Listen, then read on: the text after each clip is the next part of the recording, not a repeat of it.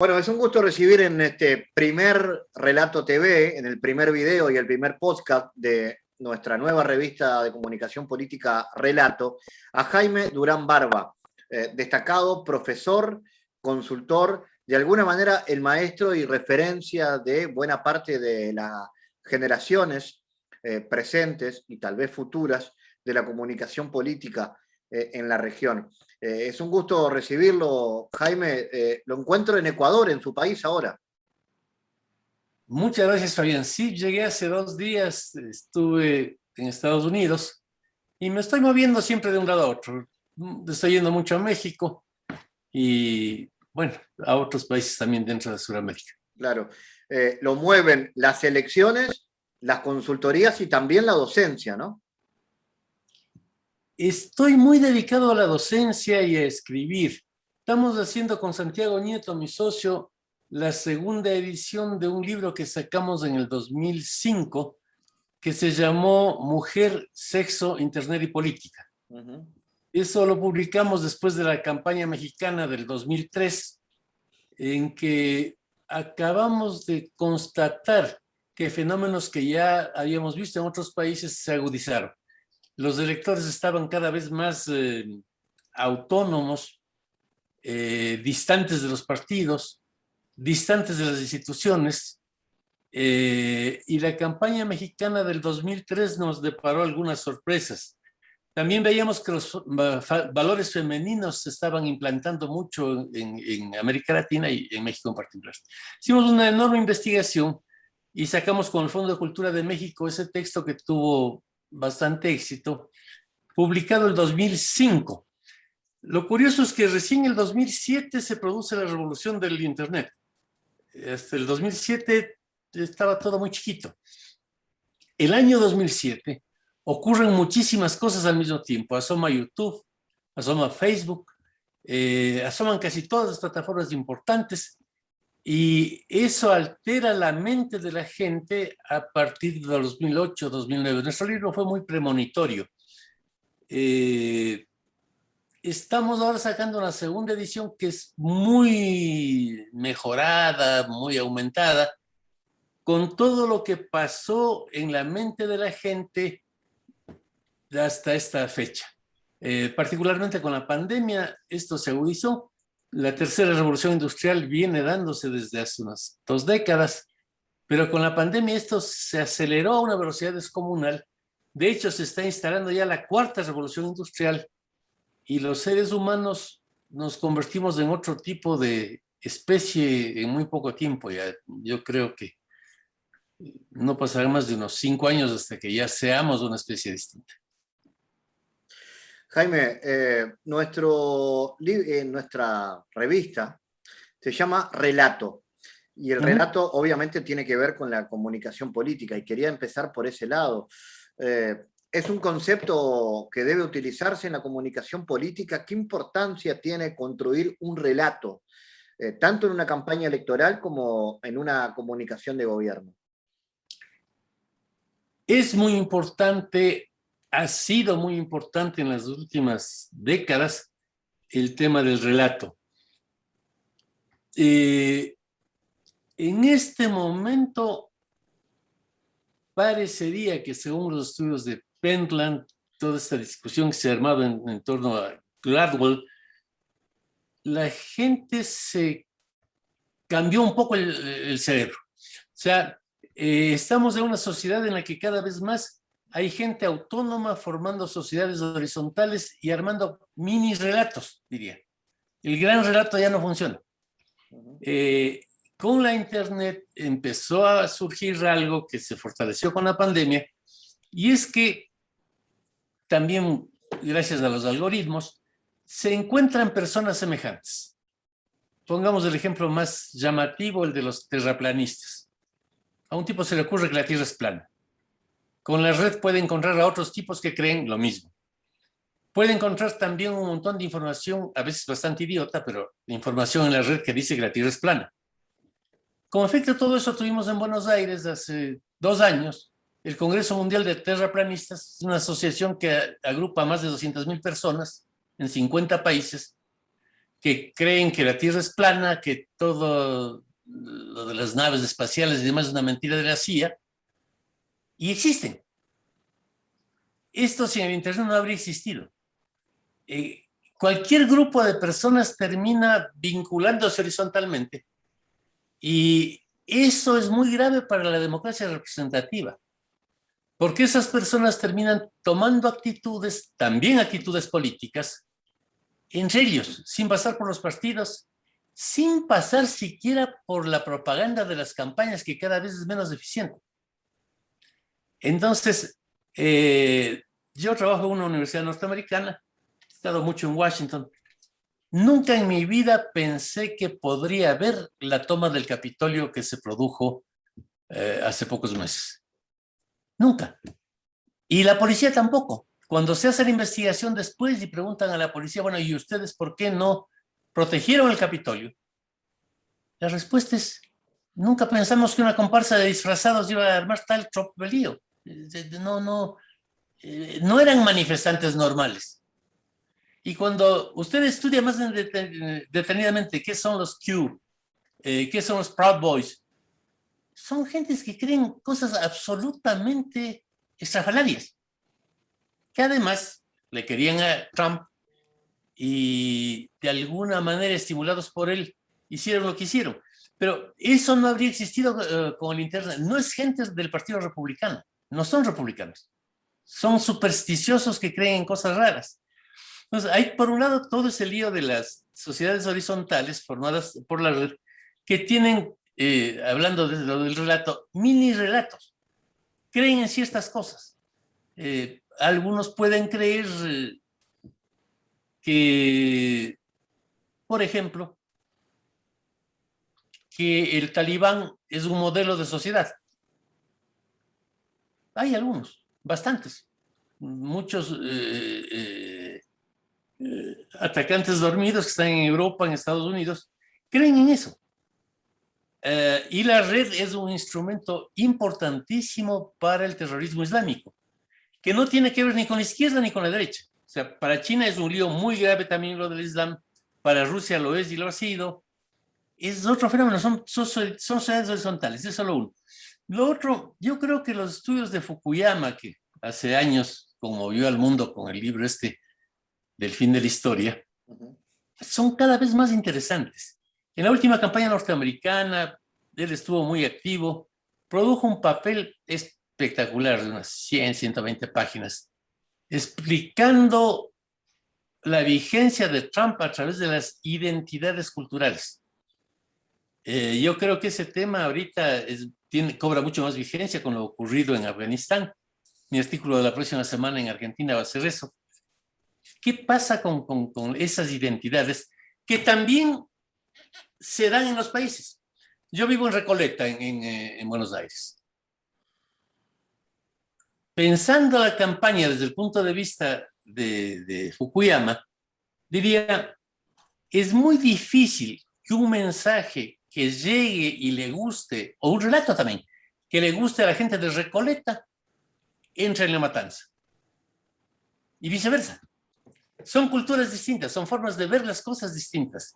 Cuando hemos trabajado en las campañas con Macri, aplicábamos ya esto, que es algo muy de nuestro grupo de consultores, pero qué sé yo, hemos tenido una investigación detenida de qué música les gusta a todas las ciudades argentinas de más de 20,000 habitantes. Porque nos parece central para la campaña eso. ¿Qué música les gusta? ¿Qué comen? ¿Qué piensan sobre el sexo? ¿Qué piensan sobre la amistad? A veces esas cosas reúnen a sociedades horizontales, a grupos que les dan una enorme importancia. Es mucho más peligroso en la Ciudad de México, donde he trabajado mucho, que usted patea a un perro a que haga una declaración contra el Fondo Monetario Internacional. En el fondo a nadie le importa mucho, no saben de qué se trata. Pero el respeto a las mascotas, y particularmente en México a los perros, se ha convertido en una especie de religión. Usted no puede patear a un perro. Es más disculpable, aunque sea estúpido, pero le disculpan más fácilmente si patea a un niño que a un perro. Hay el culto del pet al spa, el pet al veterinario, son valores que han asomado, ni qué hablar del tema feminista. Yo soy feminista y estoy totalmente de acuerdo con los derechos de las mujeres, pero es ahora muy peligroso para un candidato que se denuncie que realiza violencia doméstica. Muy peligroso. Hace años parecía normal. El tema de la homosexualidad. En el año 2000, en la campaña mexicana, hicimos una pregunta. ¿Usted dejaría de votar por un candidato si se entera que el candidato es homosexual? En la Ciudad de México dijo que sí el 72% de la gente. Si se enteraban que era homosexual, no lo votaban más. En la campaña de Miguel Ángel Mancera, hace poco más de 6 años, estuvimos trabajando. Había un candidato, una candidata que abiertamente decía ser homosexual, tenía pareja y todo, y discutiendo con algún político importante nos dijo, pues facilísimo, hay que hacer una campaña diciendo que es lesbiana y listos. Dije, no, no es así. Hicimos la misma pregunta que el año 2000, habían pasado recién 12 años, y en la Ciudad de México dejaban de votar por un candidato homosexual el 7% de los chilangos. 7. Pero dejaban de votar por un candidato que acuse a otro de homosexual el 70%. O sea, la actitud frente a la homosexualidad cambió totalmente entre las mujeres, entre los animales. Estamos en un mundo distinto que produce una serie de resultados sorpresivos por eso. Este cambio de valores, que es enorme, se agudizó porque con la pandemia terminamos todos bajo arresto domiciliario un año, sí, obligados a estudiar Internet, y personas que no sabían nada de Internet ahora se meten y compran por Internet. Yo esto del YouTube no conocía que existía, aunque he escrito varios libros sobre tecnología. No, del Zoom quiero decir, el YouTube lógico. El Zoom no sabía que existía. Ahora todos los días doy clases, cursos, reuniones en Zoom, porque nos incorporamos a esa sociedad del Internet. Y eso cambia la economía y sobre todo cambia nuestras mentes. Entonces Jaime, modifica los relatos también esto. Todo. Sí, sí, sí. Lo que ocurre ahora es que la gente se volvió muy autónoma. No va a creer en grandes relatos. O sea, yo de pibe estaba militando en la izquierda y había que identificarse con la revolución, con el proletariado, luchar contra el imperialismo y todo eso. Yo fui un activista muy fanático en contra de la invasión norteamericana a Vietnam. Pero ahora ese tipo de cosas no motivan.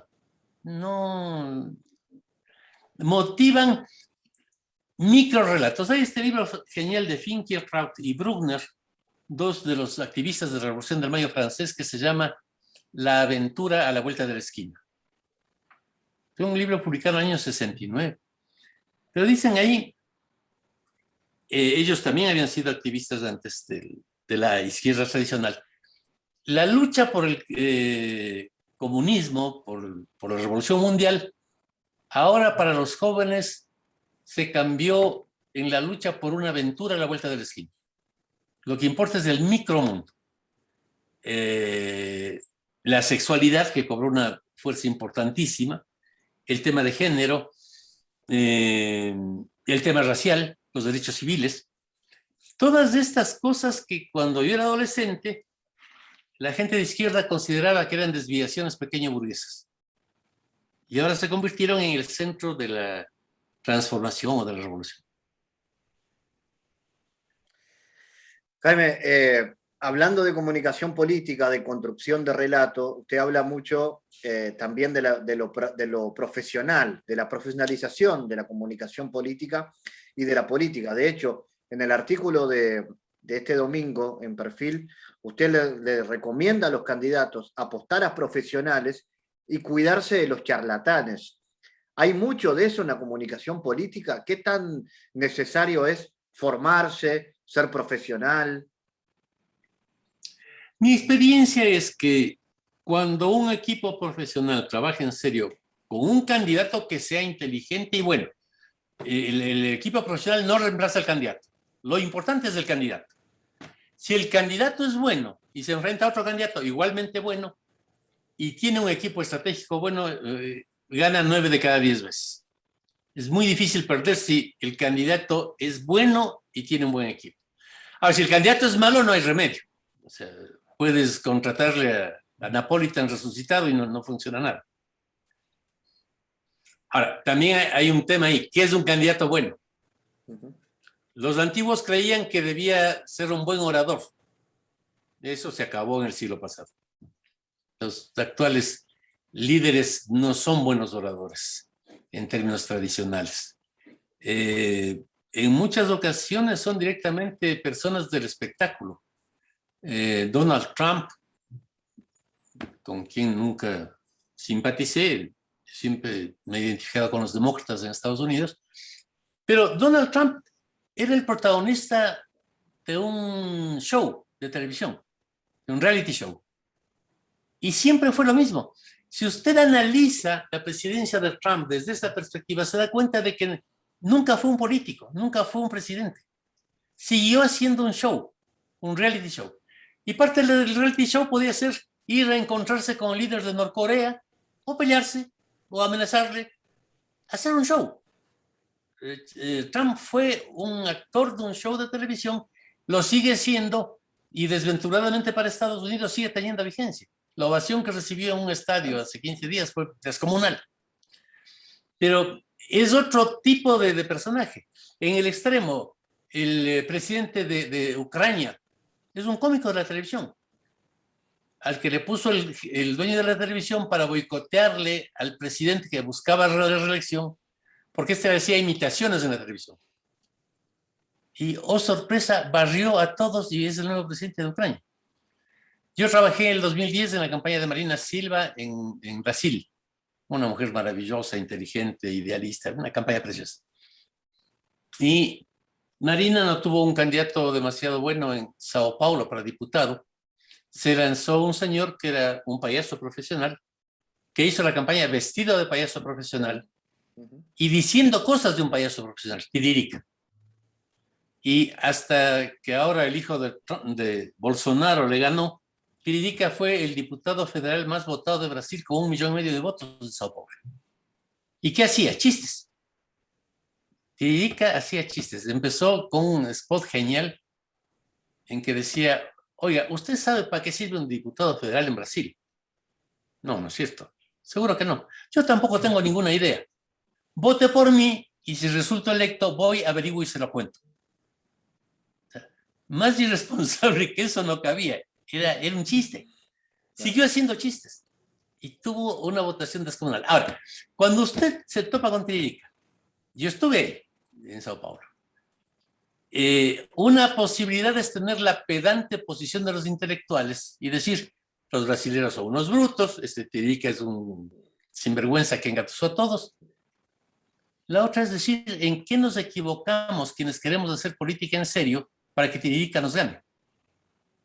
Algo hace Tiririca bueno para que nosotros perdamos y él gane. Y creo que hay que ser serenos y analizar qué está pasando. ¿Con qué pulsiones del electorado se está identificando Tiririca? Entonces, creo que hay que tener una mente abierta para ver la realidad y sobre todo para lo que me parece a mí más importante en consultoría, que es tratar de ver las elecciones y también el gobierno desde los ojos de la gente, no desde los ojos del círculo rojo, de los informados, de los periodistas. No, la gente común, ¿qué es lo que siente? ¿Qué es lo que ve? ¿Qué es lo que le interesa? Hay que saber eso para poder dialogar. La campaña es un diálogo entre un candidato que sabe a dónde va, que para poder conversar tiene que saber qué siente la otra persona. La otra persona es el pueblo. Entonces, es ese diálogo el que ayuda a que la campaña funcione. Usted viene de tener un protagonismo importante en la campaña de Ecuador, finalmente teniendo éxito allí con Lasso. También viene de Perú. Quería preguntarle su mirada sobre eso, sobre lo que está pasando en América Latina y sobre lo que se viene, porque se vienen definiciones importantes. Argentina, lo que pueda pasar con la continuidad o no del peronismo en el poder. Usted cumplió un papel muy importante para lo que significó la llegada de Macri y la salida de esa continuidad peronista del proceso kirchnerista y de otros procesos que se vienen, por ejemplo, Chile. ¿En qué momento está hoy América Latina desde el punto de vista de la política y de la comunicación política con todas esas experiencias que usted vivió? Diversas también. Muy diversas, porque en el caso peruano no participé en la campaña directamente de la señora Fujimori ni de Castillo, pero hice bastantes estudios de encuestas con otros candidatos. Estuve todo el año siguiendo detenidamente el caso peruano. En Colombia estoy estudiando permanentemente la cosa, en México muchísimo, a México es donde más estoy yendo. Vivo en Argentina, he estado mucho en Paraguay, tengo una experiencia en varios países de América Latina. Desde hace un año, 2 años, en mi columna de perfil, que es una vieja columna, la tengo más de 10 años, estuve anunciando siempre que se viene el caos. A América Latina y a Occidente le está viniendo un vendaval imparable, porque acabó una época, nació otra, la gente ya está viviendo en esa otra época, pero los políticos son tremendamente lentos y reaccionarios en general. Entonces no entienden lo que está pasando, no entienden que el mundo cambió, no entienden que no es solo anecdótica la cosa. Yo, con mi padre, yo nací en una familia feudal ecuatoriana de la sierra, con mi padre tenía una relación muy respetuosa. Me encantó esa sociedad feudal en la que viví. Yo le traté siempre de usted, él siempre de vos. Mi padre era el amo de la casa, mi madre una ayudante de segunda y los niños éramos los siervos de la gleba. Así funcionaba la cosa. Si yo tenía una pregunta, papá, ¿dónde queda Júpiter? Ahí. Bueno, estaba ahí. Hemos pasado de eso a otra sociedad en la que mi nieto me trata como si fuese un compañero de su parvulario. Cuando estoy en Ecuador, viene, abuelo, levántate, hay que ir a la hacienda, montemos los caballos, esto y el otro. Se mete a mi computadora y esto es tremendamente subversivo. Él sabe que sabe más que yo cuando se pone en la computadora. No has actualizado, ni sé qué, te voy a arreglar el desk. Tiene 10 años. Esa relación horizontal de los niños con los adultos actuales es la que nos lleva a esa relación poco formal con los candidatos también. Macri no es el ingeniero Macri, es Mauricio. Fernández, Fernández. Y si no, le ponen incluso un apodo. Máximo el nombre o el apellido. Eso no ocurría cuando yo era chiquito. Cuando yo era chiquito, mi padre era velasquista, partidario del doctor José María Velasco Ibarra, así se llamaba. A nadie se le ocurría decirle José. O sea, no. Al general Perón tampoco. Yo estuve en la Juventud Peronista cuando estuve en Argentina.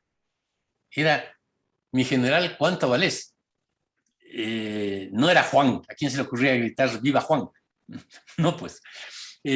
La relación vertical en la familia, que es en donde nos socializamos, en donde aprendemos las normas del poder, se reflejaba luego en la política, en una relación vertical con los líderes.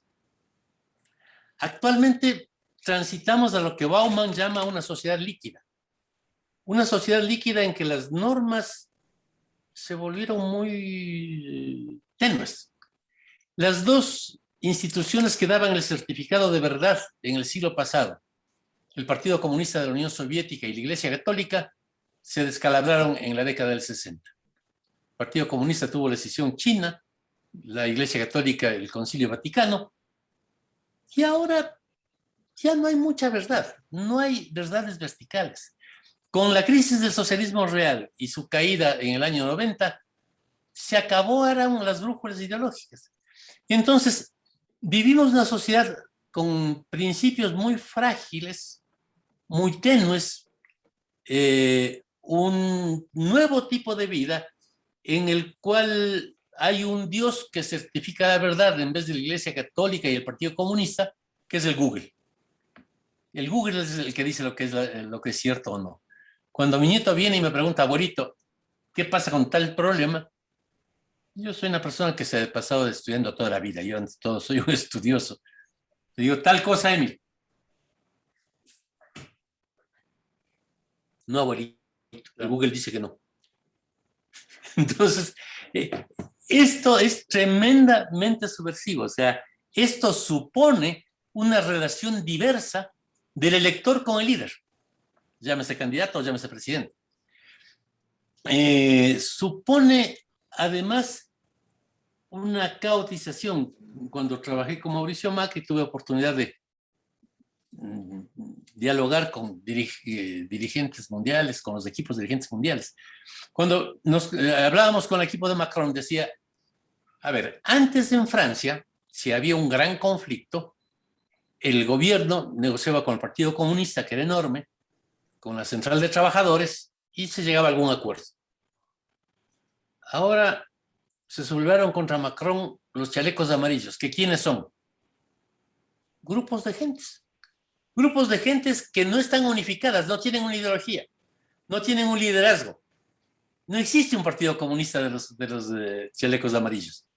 Y entonces la negociación es imposible, son amontonamientos de grupos que piden cualquier cosa. Eso en América Latina ha pasado de manera espectacular. En Chile, cuando el presidente Piñera sube el precio del subterráneo, exceptuando de la suba a los estudiantes, se sublevan los estudiantes de Santiago, se siguen armando líos y otros grupos que luchan por los derechos de las mujeres, otros por los mapuches, otros por las focas. Arman tal jaleo que tuvieron que cambiar la constitución.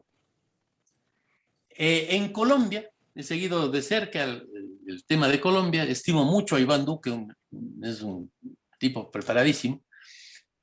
Pasa lo mismo, hizo una reforma tributaria que retiró enseguida. Después se amontonaron todo tipo de problemas y tienen una sublevación general. ¿Qué es eso? Una sublevación general. Líbano se derrumbó así. Yo creo que en Argentina estamos al borde de una cosa así. Va a terminar volando en pedazos el peronismo porque es una coalición de grupos de interés muy diversa. Y esa coalición no va a poder mantener económicamente su esquema. Claro, muy amplia, ¿no? Hay peronismo de derecha, peronismo de izquierda, peronismo de centro, hay de lo que quiera. Peronismo de cualquier cosa. O sea, yo estudié filosofía en la Universidad Nacional de Cuyo en Mendoza. Y estaba en la Juventud Peronista Revolucionaria, como es hoy. Pero al mismo tiempo existía en ese momento la juventud que se llamaba Lealtad, que era de derecha, que era tan adversa a la juventud peronista de las regionales que les mataban. Pasaban después las 3A, que eran también peronistas y también mataban a los peronistas de izquierda. Entonces, ¿qué es el peronismo? ¿López Rega o Firmenich? ¿O Cristina? O cualquier cosa, porque es demasiado heterogéneo el movimiento peronista. Ahora, basado en estructuras que gastan mucho dinero. O sea, en sindicatos poderosísimos con muchísima plata, en organizaciones sociales poderosísimas con muchísima plata, y la plata se está acabando, se está esfumando. Les fue más fácil funcionar a ellos cuando había dinero. El populismo con el dinero funciona bien. En Argentina somos un poco delirantes. Yo me identifico mucho con Argentina, estudié ahí, he vivido ahí, mi pareja era argentina, me encanta Argentina. Pero no hay duda de que tenemos un ingrediente italiano descomunal en nuestra cultura. Entonces somos bastante delirantes. En el otro extremo está Uruguay, que nomás pasando el Río de la Plata, es uno de los países más sensatos del mundo. Y yo diría que en Uruguay hay algo que les unifica a los uruguayos, que es el sentido común. Hay izquierda, hay derecha, pero todos tienen sentido común, no hay gente muy delirante. Ningún uruguayo quiere salvar el mundo ni hacer nada. Son bastante más como eran los europeos, como eran los chilenos, como eran los mexicanos. Pero en el caso de los chilenos ya la Constitución voló por los aires. Yo no sé qué va a pasar la próxima elección, en la que pasan a la elección presidencial los dos candidatos que no iban a pasar. Porque en la interna de la derecha era seguro que ganaba Lavín. En la de la izquierda, seguro que ganaba Jauregui. Y los dos quedaron fuera. Claro. En Perú, estuve siguiendo muy de cerca la elección peruana, porque algunos amigos míos estaban por ahí. Y el señor Castillo no asomó en las encuestas sino 2 semanas antes de las elecciones. No existía. De pronto asomó y de pronto ganó. En América Latina lo único que está pasando siempre es lo que nunca debe pasar. Hace muy poco estuve en México. Andrés Manuel López Obrador convocó a un plebiscito. Una pregunta bastante boba, pero bueno, una pregunta tan general que no decía nada. Y Andrés, es un tipo que conserva buena popularidad, estaba absolutamente seguro de que al menos un 30% iría a votar, y decía, también un 40%. Votó el 7%. ¿Cómo que 7%? ¿Nadie le hace caso a López Obrador? No. ¿Significa eso que ya no es popular? Tampoco. Le siguen estimando. No le hacen caso. O sea, el hecho de que Trump haya ganado las elecciones fue increíble en Estados Unidos. Nadie creía que Trump era competitivo siquiera cuando asomó de candidato. Y al final todos creían que iba a ganar Hillary, que por cierto era una mujer muy preparada, habría sido una gran presidenta. Yo escribí en Argentina un largo ensayo 2 meses antes de las elecciones, diciendo que ganaría Trump. Y en mi universidad fui el hazmerreír de toda la facultad. Eres argentino, porque me creen argentino. Eres argentino, no entiendes Estados Unidos. Jamás puede ganar Trump, es imposible. ¿Qué pasó? Lo que era imposible. Aquí la segunda vuelta electoral con Lasso era absolutamente imposible que la gane. Fue un tema estrictamente técnico. La primera vuelta estuvo muy mal hecha, le barrieron los correístas. En la segunda vuelta asumimos el control de la campaña, profesionales que no estamos tratando de difundir ninguna ideología ni nada. Estudiamos cómo es la realidad y actuamos en la realidad. Y para sorpresa de todos, Lasso ganó. También era lo imposible. O sea, están pasando muchas cosas desconcertantes y eso se debe a la enorme libertad que han obtenido los electores. Entonces, Jaime, en ese caos que usted describe de lo que se viene, de lo que estamos, y en América Latina, tal vez ese será el momento que surjan nuevos liderazgos. Entonces le pregunto, ¿cómo lo ve al presidente uruguayo, a la calle Pou? Yo creo que, al menos lo que se ve de fuera, yo no he ido a Uruguay los últimos 2 años, pero es el presidente más sistemático y organizado del continente en este momento, que maneja un país de gente sensata. No hay duda de que Pepe Mujica es de izquierda, pero no hay duda de que es un hombre de una sensatez descomunal y de un sentido del humor descomunal. No es un delirante como es Castillo en Perú. No. Uruguay es un país de gente sensata, amistosa. Es un país muy raro. Es un país muy raro. Y la calle Pou creo que tiene una ventaja. Él tiene una biografía en la que debe haber aprendido mucha política con su padre. O sea, es una persona que vivió inmerso en la política mucho tiempo. Es una persona preparada. Y lo que está haciendo él es algo que, si le sale bien, va a ser envidiable. Ante la desastrosa política de los kirchneristas en Argentina, de Castillo en Perú y de algunos otros que van a llegar en otros lados, Uruguay puede ser el país que atraiga inversiones de una manera descomunal. Y creo que la calle Pou se dio cuenta de eso y está tomando reformas legales y demás para atraer esas inversiones. Si lo hacen bien, pueden ser el país más rico de América Latina en poco tiempo. ¿Y tiene espacio para convertirse en un líder regional? Debería tener. En eso Uruguay, también por esa falta de delirio, ha sido menos mesiánico. Perón siempre quiso ser líder del mundo, por lo menos de América Latina. En Uruguay no ha habido presidentes con ese tenor. Uruguay no ha buscado un liderazgo regional, pero yo creo que la calle Pou está preparado para eso y la política tiene que ver con el éxito o con el fracaso. Si llega a tener éxito y convertir a Uruguay en un país muy rico, va a ser un líder regional. Sí le gusta dar consejos, pero le pregunto casi para cerrar la charla, para alguien que se está formando en comunicación política, como puede ser mi caso, que venimos del periodismo y queremos entrar hacia ese lugar.